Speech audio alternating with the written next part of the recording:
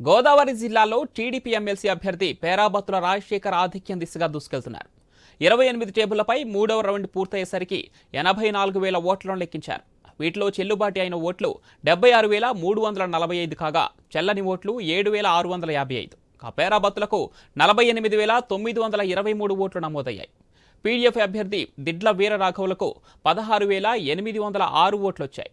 32,117 ఓట్ల తేడాతో టీడీపీ అభ్యర్థి ముందంజలో ఉన్నారు. 1,20,000 ఓట్ల లెక్కింపు కొనసాగుతోంది.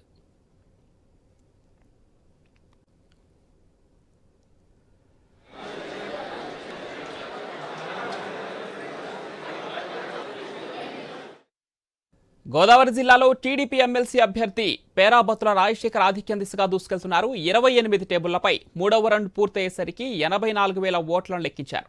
వీటిలో చెల్లుబాటు అయిన ఓట్లు 76,345 కాగా చెల్లని ఓట్లు 7,655గా ఉన్నాయి. పేరాబత్తులకు 48,923 ఓట్లు నమోదయ్యాయి. ఇటు పీడీఎఫ్ అభ్యర్థి దిడ్ల వీరరాఘవులకు 16,806 ఓట్లు వచ్చాయి. 32,117 ఓట్ల తేడాతో టీడీపీ అభ్యర్థి ముందంజలో ఉన్నారు. 1,20,000 ఓట్ల లెక్కింపు కొనసాగుతోంది.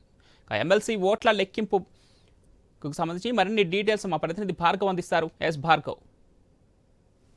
ఉభయ గోదావరి జిల్లాల గ్రాడ్యుయేట్ ఎమ్మెల్సీ స్థానానికి కౌంటింగ్ అనేది కూడా ముందంజలో ఉందని కూడా చెప్పుకోవచ్చు. అధికార తెలుగుదేశం పార్టీ ఇప్పటికే 3 రౌండ్లలో కూడా ప్రతి రౌండ్ లో ఆధిక్యత సాధిస్తూ వస్తున్నటువంటి టీడీపీ అభ్యర్థి పేరాబత్తుల రాజశేఖర్ ఇప్పుడు 4వ రౌండ్ ఫలితాలు కూడా వెల్లడయ్యాయి. అందులో కూడా ఆయన భారీ ఆధిక్యంలో ముందంజలో ఉన్నారు. ప్రస్తుతం అయితే 5వ రౌండ్ కొనసాగుతోంది. ఇప్పటి వరకు జరిగిన మొత్తం 28 టేబుల్స్ పై కూడా 17 రౌండ్లలో ఈ లెక్కింపు అనేది జరగనుండగా 4 రౌండ్లు పూర్తయ్యేసరికి 1,22,000 ఓట్ల లెక్కింపు అనేది కూడా పూర్తయింది. ఇందులో 102,236 ఓట్లు చెల్లుబాటు కాగా ఇన్వాలిడ్ ఓట్లు 9,764గా కూడా గుర్తించారు.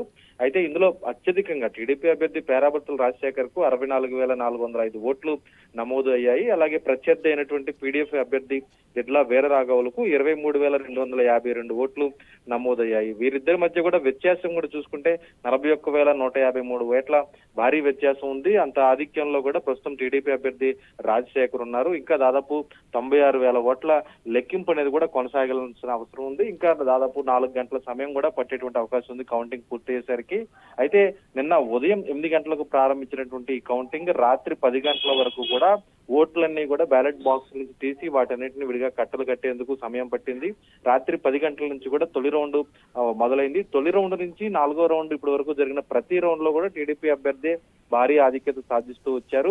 తీవ్రంగా కూడా ప్రభుత్వానికి వ్యతిరేకంగా ప్రతిపక్షాలు కానీ అటు ప్రత్యర్థులు కానీ ప్రచారం చేసి అటు నిరుద్యోగ వృత్తికి సంబంధించి అలాగే అమ్మఒడికి సంబంధించి కానీ ఇతర అనేక పథకాల గురించి కూడా ప్రచారం చేసినప్పటికీ కూడా అవన్నీ కూడా ఎక్కడ పోలింగ్ లో పార్టీకి తెలుగుదేశం పార్టీకి వ్యతిరేకంగా పనిచేసినటువంటి పరిస్థితి లేదు.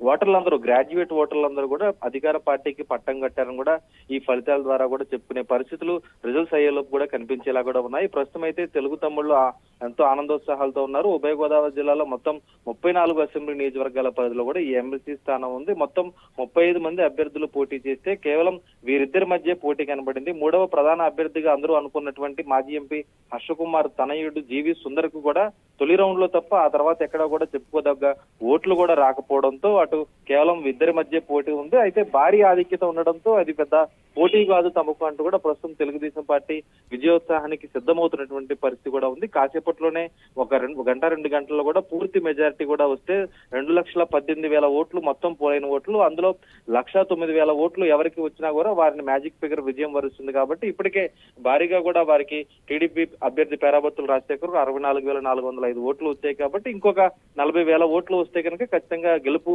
దాదాపు ఖరారం కూడా చెప్పుకోవచ్చు. ఇదంతా కూడా మొదటి ప్రాధాన్యత ఓటుతోనే ఈ ఫలితం తేలబోతుందని కూడా చెప్పుకునే పరిస్థితులు ఉన్నాయి. పవన్.